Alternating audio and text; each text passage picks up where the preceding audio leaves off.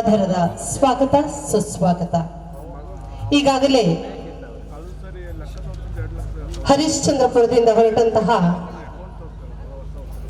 ಮೆರವಣಿಗೆಯು ಗೋಣಿಕೊಪ್ಪದ ರಾಜ ಬೀದಿಯಲ್ಲಿ ವಿವಿಧ ಕಲಾ ತಂಡಗಳೊಂದಿಗೆ ರಾರಾಜಿಸ್ತಾ ಬರ್ತಾ ಇರಲಿದೆ. ಇನ್ನೇನು ಕೆಲವೇ ನಿಮಿಷಗಳಲ್ಲಿ ಈ ಒಂದು ಮಹಾದ್ವಾರವನ್ನ ಭೇದಿಸಿ ಈ ಸುಂದರ ಸಭಾಂಗಣದಲ್ಲಿ ಸಭಾ ಕಾರ್ಯಕ್ರಮವು ಆರಂಭಗೊಳ್ಳಲಿದೆ. ಆಗಮಿಸಿರುವಂತಹ ಎಲ್ಲ ಕನ್ನಡದ ಮನಸ್ಸುಗಳಿಗೆ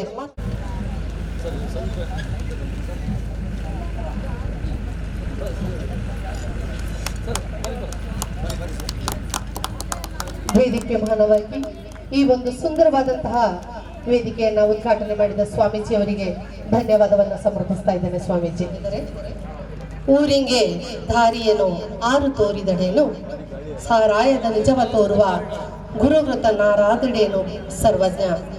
ತನಗೆ ಗೊತ್ತಿಲ್ಲದ ಊರಿನ ದಾರಿಯನ್ನ ಇಂಥವರೇ ತೋರಿಸ್ಬೇಕೆಂಬ ನಿಯಮ ಇಲ್ಲ. ಅಂತಹ ಸಮಯದಲ್ಲಿ ಯಾರು ದಾರಿಯನ್ನ ತೋರಿಸಿದರೂ ಸರಿಯೇ ಊರು ತಲುಪುತ್ತಾರೆ. ಅಂತೆಯೇ ಸತ್ಯದ ಅರಿವನ್ನ ತಿಳಿಸಿಕೊಡುವಂತಹ ಗುರುವು ಎಂಥವನಿದ್ದರೇನು ಎಂದು ಸರ್ವಜ್ಞನು ಇಲ್ಲಿ ತಿಳಿಸ್ತಾ ಇದ್ದಾರೆ. ಇಲ್ಲಿಯ ಈ ಕಾರ್ಯಕ್ರಮಕ್ಕೆ ನಾಡಿನ ಸಮಸ್ತ ಕನ್ನಡಾಭಿಮಾನಿಗಳು ಏಕ ಮನಸ್ಸಿನಿಂದ ಕನ್ನಡದ ತೇರನ್ನ ಎಳೆಯುತ್ತಾ ಇರುವಂತಹ ಈ ಒಂದು ಸುಂದರವಾದಂತಹ ಕ್ಷಣದಲ್ಲಿ ನಾಡಿನ ಸಮಸ್ತ ಕನ್ನಡಾಭಿಮಾನಿಗಳಿಗೆ ಹೃದಯದ ಅಂತರಾಳದಿಂದ 16ನೇ ಕೊಡಗು ಜಿಲ್ಲಾ ಕನ್ನಡ ಸಾಹಿತ್ಯ ಸಮ್ಮೇಳನಕ್ಕೆ ಆಧಾರಪೂರ್ವಕವಾದಂತಹ ಸ್ವಾಗತವನ್ನ ಬಯಸ್ತಾ ಇದ್ದೇನೆ.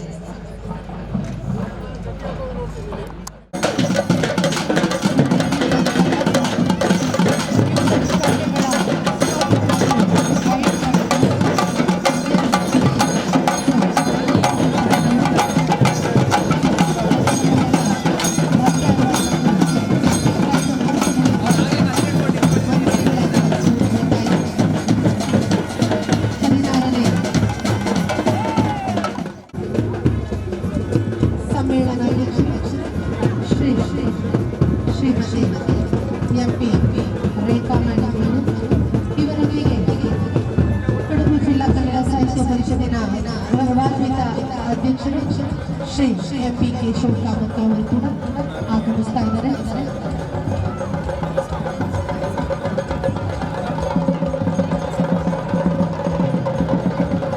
ಈ ಒಂದು ಕಾರ್ಯಕ್ರಮವನ್ನು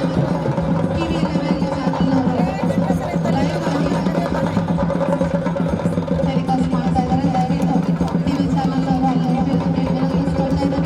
ಈಗಾಗಲೇ ಅತಿಥಿಗಳು ದಯವಿಟ್ಟು ತಮ್ಮ ಹೆಸರನ್ನ ಅಲ್ಲಿ ನಾವು ಹಾಕಬೇಕು ಅಂತ ಹೇಳಿ ವಿನಂತಿಸ್ಕೊಳ್ತಾ ಇದ್ದೇನೆ. ಸಾಹಿತ್ಯ ಪರಿಷತ್ತಿನ ಅಧ್ಯಕ್ಷರು ಶ್ರೀ ಕೇಶವ್ ಕಾಮತ್ ಸರ್, ಹಾಗೆ ಪೊನ್ನಂಪೇಟೆ ತಾಲೂಕು ಕನ್ನಡ ಸಾಹಿತ್ಯ ಪರಿಷತ್ತಿನ ಅಧ್ಯಕ್ಷರಾಗಿರುವ ಶ್ರೀ ಕೋಳರ ದಯಾ ಚಂಗಪ್ಪನವರು, ಪೊನ್ನಂಪೇಟೆ ಹೋಬಳಿ ಅಧ್ಯಕ್ಷರಾಗಿರುವ ಕುಲ್ಲಚಂಡ ಪ್ರಮೋದ್ ಗಣಪತಿ, ಶ್ರೀ BS ಲೋಕೇಶ್ ಸಾಗರ್ ಸರ್, ನಿಕಟ ಪೂರ್ವಾಧ್ಯಕ್ಷರು ಕೊಡಗು ಜಿಲ್ಲಾ ಕನ್ನಡ ಸಾಹಿತ್ಯ ಪರಿಷತ್, ತಮ್ಮನ್ನು ಕೂಡ ನಾನು ವೇದಿಕೆಗೆ. ಕೊಡಗು ತನ್ನ ಅಪೂರ್ವವಾದ ಪ್ರಕೃತಿ ಸೌಂದರ್ಯದಿಂದಾಗಿ ಭೂತಳ ಸ್ವರ್ಗವೆನಿಸಿಕೊಂಡು ತನ್ನದೇ ಆದ ಜನಜೀವನದ ಭಾಷಾ ವೈಶಿಷ್ಟ್ಯದ ಗರಿಮೆಯನ್ನು ಉಳಿಸಿಕೊಂಡು ನಾಡ ಮುಖ್ಯವಾಹಿನಿಯಲ್ಲಿ ಬೆರೆತು ಕನ್ನಡ ನಾಡಿನ ಹೆಮ್ಮೆ ಎನಿಸಿರುವುದು ಸತ್ಯ.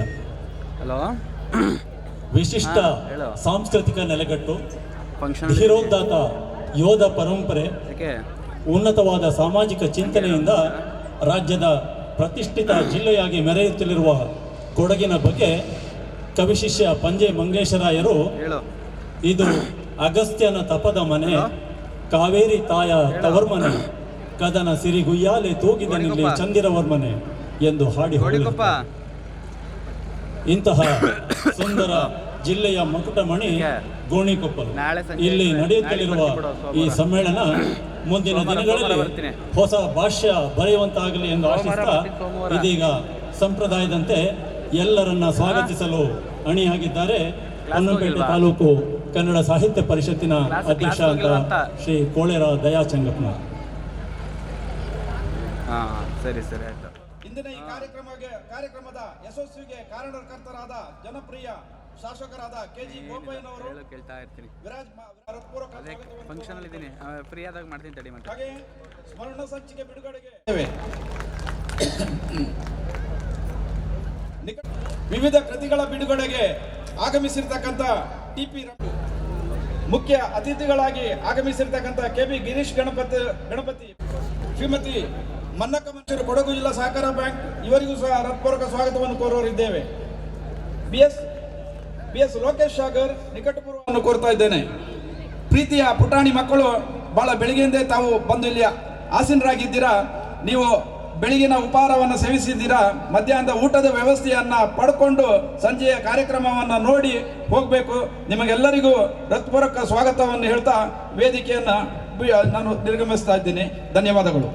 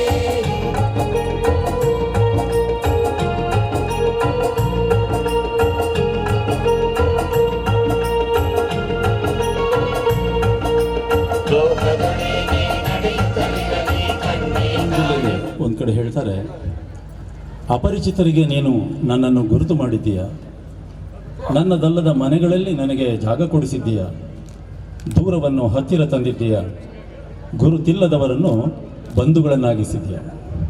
ಹೌದು, ಎಲ್ಲರನ್ನು ಹತ್ತಿರ ತರುವಂತಹ ಶಕ್ತಿ ಇಂತಹ ಸಾಹಿತ್ಯ ಸಮ್ಮೇಳನಕ್ಕಿದೆ.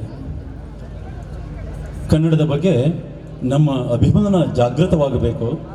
ಕನ್ನಡಿಗರಲ್ಲಿ ನಾಡು ನುಡಿಯ ಬಗ್ಗೆ ಆಸ್ಥೆ, ಅಕ್ಕರೆ, ಅಭಿಮಾನ ಬೆಳೆಸುವ ಪ್ರಯತ್ನ ನಮ್ಮದಾಗಬೇಕು ಎಂಬ ನಿಟ್ಟಿನಲ್ಲಿ ಅತ್ಯಂತ ಕ್ರಿಯಾಶೀಲರಾಗಿ ದಣಿವರಿಯದೆ ದುಡಿಯುತ್ತಾ ನಮ್ಮ ನಾಡಿಗೆ ಸಾಹಿತ್ಯ ಸೇವೆಗೈದ ಮಹನೀಯರುಗಳನ್ನು ನೆನಪಿಸಿಕೊಂಡು ಆ ಮುಖೇನ ಕಾರ್ಯಕ್ರಮ ರೂಪಿಸಿಕೊಂಡು ದುಡಿಯುತ್ತಲಿರುವವರು ಕೊಡಗು ಜಿಲ್ಲಾ ಕನ್ನಡ ಸಾಹಿತ್ಯ ಪರಿಷತ್ತಿನ ಅಧ್ಯಕ್ಷರಾದ ಕೇಶವ್ ಕಾಮತ್ರವರು. ಈಗ ಅವರಿಂದ ಪ್ರಾಸ್ತಾವಿಕ ನುಡಿ.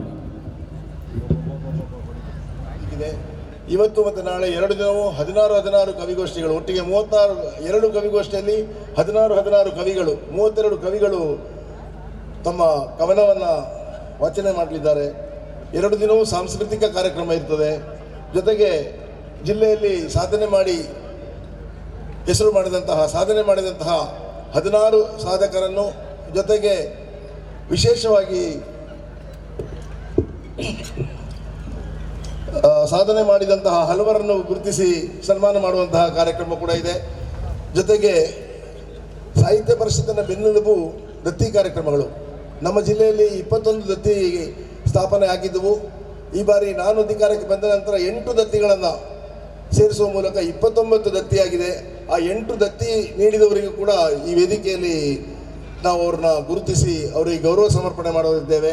ಜೊತೆಗೆ ಜಿಲ್ಲೆಯಲ್ಲಿ 104 ಮಂದಿ ವಿದ್ಯಾರ್ಥಿಗಳು 10ನೇ ತರಗತಿಯಲ್ಲಿ ಕಳೆದ ಸಾಲಿನಲ್ಲಿ 100ಕ್ಕೆ 100 ಅಂಕ ಪಡೆದಿದ್ದರು ಕನ್ನಡದಲ್ಲಿ. ಅವರನ್ನು ಕೂಡ ಎಲ್ಲ ತಾಲೂಕು ಸಮ್ಮೇಳನದಲ್ಲಿ ಗುರುತಿಸಿದ್ದೇವೆ. ಜೊತೆಗೆ ಗೋಣಿಕೊಪ್ಪಲಿನಲ್ಲಿ ಕೂಡ ಪೊನ್ನಂಪೇಟೆ ತಾಲೂಕಿನಲ್ಲಿ 10 ವಿದ್ಯಾರ್ಥಿಗಳಿದ್ದಾರೆ, ಅವರನ್ನು ಕೂಡ ಗೌರವಿಸುವಂಥ ಕೆಲಸ ಮಾಡ್ತಾ ಇದ್ದೇವೆ. ಜೊತೆಗೆ ನಮ್ಮೊಂದಿಗೆ ಕೈ ಜೋಡಿಸಿ ಕನ್ನಡ ಸಾಹಿತ್ಯ ಪರಿಷತ್ತನ್ನು ಕಟ್ಟಿ ಬೆಳೆಸಿರುವಂತಹ ತಾಲೂಕು ಅಧ್ಯಕ್ಷರು, ಹೋಬಳಿ ಅಧ್ಯಕ್ಷರನ್ನು ಕೂಡ ಗುರುತಿಸಿ ಗೌರವಿಸುವಂತಹ ಕಾರ್ಯಕ್ರಮ ಇದಾಗಿದೆ, ಇದರಲ್ಲಿದೆ. ನಮಗೆ ಈ ಕಾರ್ಯಕ್ರಮಗಳನ್ನ ಮಾಡೋ ಸಂದರ್ಭದಲ್ಲಿ ಜಿಲ್ಲೆಯಲ್ಲಿ ಇರುವಂತಹ ಎಲ್ಲ ಕನ್ನಡಿಗರು, ವಿಶೇಷವಾಗಿ ಎಲ್ಲ ಸರ್ಕಾರಿ ಅಧಿಕಾರಿಗಳು, ನಮ್ಮ ಶಾಸಕರು, ಪೂರ್ಣ ಬೆಂಬಲ ನೀಡುವ ಮೂಲಕ ಬೆನ್ನೆಲುಬಾಗಿ ನಿಂತು ಈ ಕಾರ್ಯಕ್ರಮವನ್ನು ಯಶಸ್ವಿಗೊಳಿಸುವಲ್ಲಿ ಅವರ ಬಿಡುವಿಲ್ಲದ ಕೆಲಸದ ಮಧ್ಯೆಯೂ ಕೂಡ ಸೆಷನ್ ನಡೀತಾ ಇದ್ದಾಗಲೂ ಕೂಡ ಅಧಿಕಾರಿಗಳಿಗೆ ಸಾರ್ವಜನಿಕರಿಗೆ ಈ ಹಬ್ಬ ಚೆನ್ನಾಗಿ ನಡೀಬೇಕು, ನೀವೆಲ್ಲರೂ ಸಹಕಾರ ಕೊಡಬೇಕು ಅಂತೇಳಿ ಕನ್ನಡಾಭಿಮಾನದ ಮಾತುಗಳನ್ನಾಡುವ ಮೂಲಕ ನಮಗೆ ಮಾರ್ಗದರ್ಶಕರಾಗಿದ್ದಾರೆ. ಅವರಿಗೂ ಕೂಡ ನಾನು ವಿಶೇಷವಾದ ಅಭಿನಂದನೆಗಳನ್ನು ಧನ್ಯವಾದಗಳನ್ನು ಈ ಸಂದರ್ಭದಲ್ಲಿ ಸಲ್ಲಿಸಲಿಕ್ಕೆ ಇಚ್ಛೆ ಪಡ್ತೇನೆ. ವಿಶೇಷವಾಗಿ ವಿದ್ಯಾರ್ಥಿಗಳು ಮತ್ತು ಕನ್ನಡಾಭಿಮಾನಿಗಳು, ಕನ್ನಡ ಸಾಹಿತ್ಯ ಪರಿಷತ್ನ ಸದಸ್ಯರುಗಳು ನೀವೆಲ್ಲರೂ ಸೇರಿ ಈ ಸಮ್ಮೇಳನವನ್ನು ಅತ್ಯಂತ ವಿಜೃಂಭಣೆಯಿಂದ 2 ದಿನವೂ ಕೂಡ ಹಾಜರಿದ್ದು ಇಲ್ಲಿ ಎಲ್ಲ ಗೋಷ್ಠಿಗಳಲ್ಲಿ ಪಾಲ್ಗೊಂಡು ಕಾರ್ಯಕ್ರಮವನ್ನು ಯಶಸ್ವಿ ಮಾಡಿಕೊಡಬೇಕು. ಜೊತೆಗೆ ಮಧ್ಯಾಹ್ನದ ರಾತ್ರಿಯ ಊಟದ ವ್ಯವಸ್ಥೆಯನ್ನು ಕೂಡ ಮಾಡಿದ್ದೇವೆ. ಸಾಂಸ್ಕೃತಿಕ ಕಾರ್ಯಕ್ರಮ ಇದೆ, ಸ್ಥಳೀಯ ವಿದ್ಯಾರ್ಥಿಗಳಿಗೆ ಸಾಂಸ್ಕೃತಿಕ ಕಾರ್ಯಕ್ರಮ ಇದೆ, ಅವೆಲ್ಲವನ್ನು ನಡೆಸಿಕೊಡಬೇಕು ಅಂತೇಳಿ ನಿಮ್ಮಲ್ಲಿ ಭಿನ್ನವಹಿಸಿಕೊಡ್ತೇನೆ.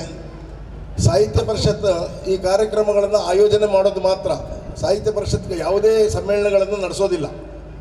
ಸಮ್ಮೇಳನಗಳನ್ನು ನಡೆಸೋದು ನೀವು, ಆ ಊರಿನ ಜನರು. ನಾವು ಮೊದಲನೇದಾಗಿ ಬಂದು ನಿಮ್ಮಲ್ಲಿ ಕೇಳ್ಕೊಳ್ತೇವೆ, ನಮಗೆ ಸಮ್ಮೇಳನ ನಡೆಸಿಕೊಡಿ ಅಂತ ಹೇಳ್ಬಿಟ್ಟು. ನಿಮ್ಮೆಲ್ಲರ ಸಹಕಾರದಿಂದ ಈ ಸಮ್ಮೇಳನ ನಡೀತದೆ. ಈ ಸಮ್ಮೇಳನದಲ್ಲಿ 250-300ಕ್ಕೂ ಹೆಚ್ಚು ಕಾರ್ಯಕರ್ತರು, ಆಟೋ ಚಾಲಕರು, ಸಂಘ ಸಂಸ್ಥೆಗಳ ಪ್ರತಿನಿಧಿಗಳು, ಧರ್ಮಸ್ಥಳ ಗ್ರಾಮೀಣಾಭಿವೃದ್ಧಿ, ಸ್ತ್ರೀಶಕ್ತಿ, ವಿದ್ಯಾರ್ಥಿಗಳು, ಶಾಲಾ ಶಿಕ್ಷಕರು, ಶಾಲಾ ಶಿಕ್ಷಕರ ಸಂಘದ ಅಧ್ಯಕ್ಷರುಗಳು, ಜೊತೆಗೆ ಅಂಗನವಾಡಿ ಕಾರ್ಯಕರ್ತೆಯರು, ಆಶಾ ಕಾರ್ಯಕರ್ತೆಯರು ಎಲ್ಲರೂ ಕೂಡ ಕೈ ಜೋಡಿಸಿಕೊಂಡು ಈ ಕಾರ್ಯಕ್ರಮವನ್ನು ಯಶಸ್ವಿಗೊಳಿಸುವಂತಹ ನಿಟ್ಟಿನಲ್ಲಿ ದುಡಿದಿದ್ದೀರಿ. ನಿಮಗೆಲ್ಲರಿಗೂ ನಾನು ಹೃದಯಪೂರ್ವಕ ಅಭಿನಂದನೆಗಳನ್ನು ಮತ್ತು ಧನ್ಯವಾದಗಳನ್ನು ಸಲ್ಲಿಸ್ತಾ ನನ್ನ ಮಾತುಗಳಿಗೆ ಹಿಡಿಯುತ್ತೇನೆ. ಧನ್ಯವಾದಗಳು. ಬಂಧುಗಳೇ, DVG ಅವರು ತನ್ನ ಕಗ್ಗದಲ್ಲಿ ಒಂದು ಕಡೆ ಹೇಳ್ತಾರೆ, ಕಾರಿರುಳು ಆಗಸದಿ ತಾರೆಗಳು ನೋರಿದ್ದೇನು, ದಾರಿಗನ ಕಣ್ಗೆ ಬೇಕೊಂದು ಮನೆ ಬೆಳಕು, ದೂರದ ದೈವ ಅಂತಿರಲಿ ಮಾನುಷ ಸಕನ ಕೋರುವುದು ಬಡ ಜೀವ ಮಂಕುತಿಮ್ಮ. ಬಂಧುಗಳೇ, ಈ ಕ್ಷೇತ್ರದ ಜನಪ್ರಿಯ ಶಾಸಕರಾದಂತಹ ಮಾನ್ಯ KG ಬೋಪಯ್ಯನವರು ಮನೆ ಬೆಳಕಿನ ರೂಪದಲ್ಲಿ ನಮ್ಮೊಂದಿಗೆ ಇರುವವರು. ಜಿಲ್ಲೆಯಲ್ಲಿ ನಡೆದ ನಮ್ಮ ಈ ಕ್ಷೇತ್ರಕ್ಕೆ ಸಂಬಂಧಪಟ್ಟಂಥ 2 ತಾಲೂಕು ಸಾಹಿತ್ಯ ಸಮ್ಮೇಳನವನ್ನು ಎಲ್ಲ ರೀತಿಯ ಸಹಕಾರ ನೀಡಿ ಅತ್ಯಂತ ಯಶಸ್ವಿಯಾಗಿ ನಡೆಸಿಕೊಟ್ಟಂತಹ ಕೀರ್ತಿ ಮಾನ್ಯ KG ಬೋಪಯ್ಯನವರಿಗೆ ಸಲ್ತದೆ. ಇಂದಿನ ಈ ಸಮ್ಮೇಳನವು ಕೂಡ ಇದರ ಪ್ರತಿಯೊಂದು ಸಂದರ್ಭದಲ್ಲೂ, ಅದು ಪೂರ್ವಭಾವಿ ಸಭೆಯೊಂದಿಗೆ ಹಾಗೆ ಇತರ ಎಲ್ಲ ಕಾರ್ಯದಲ್ಲೂ ನಮಗೆ ಸಲಹೆ ಸೂಚನೆ ಕೊಟ್ಟು ನಮ್ಮೊಂದಿಗೆ ಬೆನ್ನೆಲುಬಾಗಿ ನಿಂತವರು ಮಾನ್ಯ ಶಾಸಕರು.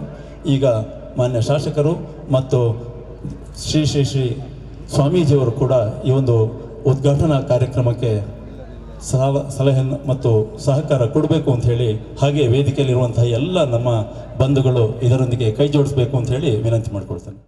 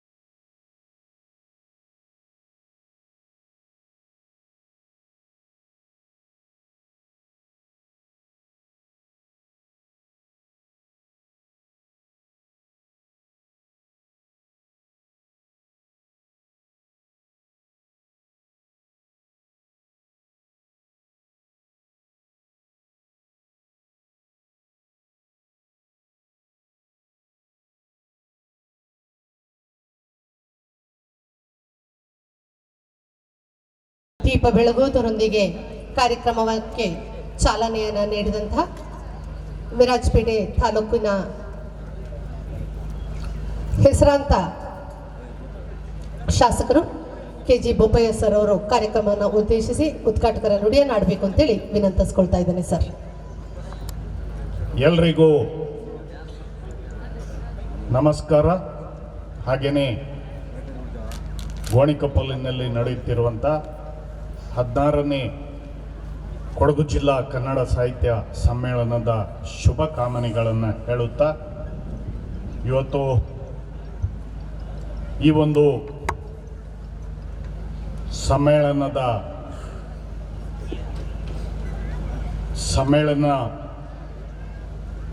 ಅಧ್ಯಕ್ಷರು ಮೂಲತಃ ನಮ್ಮ ಜಿಲ್ಲೆಯವರೇ, ಈಗ ಮೈಸೂರಿನ ಯುವರಾಜ ಕಾಲೇಜಿನಲ್ಲಿ ಕನ್ನಡ ಪ್ರಾಧ್ಯಾಪಕರಾಗಿ ಕೆಲಸ ಮಾಡುತ್ತಿರುವಂಥ ಡಾಕ್ಟರ್ MP ರೇಖಾ ಅವರೇ, ಹಾಗೆಯೇ ಈ ಒಂದು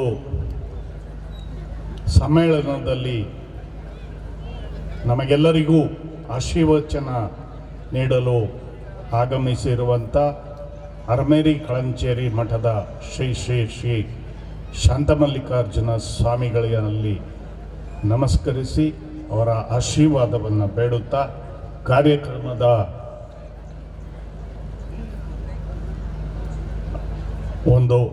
ಇದರ ಯಶಸ್ಸಿಗೆ ಹಗಲು ರಾತ್ರಿ ತಂಡವನ್ನು ಕಟ್ಟಿಕೊಂಡು ದುಡಿದಂಥ ಜಿಲ್ಲಾ ಕನ್ನಡ ಸಾಹಿತ್ಯ ಪರಿಷತ್ತಿನ ಗೌರವಾನ್ವಿತ ಅಧ್ಯಕ್ಷರು ಆತ್ಮೀಯರೂ ಆದ ಸನ್ಮಾನ್ಯ ಕೇಶವ್ ಕಾಮತ್ ಅವರೇ, ಈ ಒಂದು ಸಮ್ಮೇಳನದಲ್ಲಿ ತಮಗೆಲ್ಲರಿಗೂ ಆಶಯ ನುಡಿಗಳನ್ನು ಆಡಲಿಕ್ಕೆ ಆಗಮಿಸಿರುವಂಥ ಹಿಂದೆ ಕನ್ನಡ ಮತ್ತು ಸಂಸ್ಕೃತಿ ನಮ್ಮ ಸರ್ಕಾರ ಇದ್ದಾಗಲೇ 2008ರಲ್ಲಿ ಇಲಾಖೆಯ ನಿರ್ದೇಶಕರಾಗಿ, ಬಹುಶಃ ಅವತ್ತು ನಮಗೆಲ್ಲರಿಗೂ ನೆನಪಿದೆ, ಉದ್ಘಾಟಕರ ನುಡಿಯನ್ನು ಆಡಿದಂತಹ ಮಾನ್ಯ ಶಾಸಕರು KG ಬೋಪಯ್ಯ ಸರ್ ಅವರಿಗೆ ಧನ್ಯವಾದವನ್ನು ಸಮರ್ಪಿಸ್ತಾ ಇದ್ದೇನೆ ಸರ್.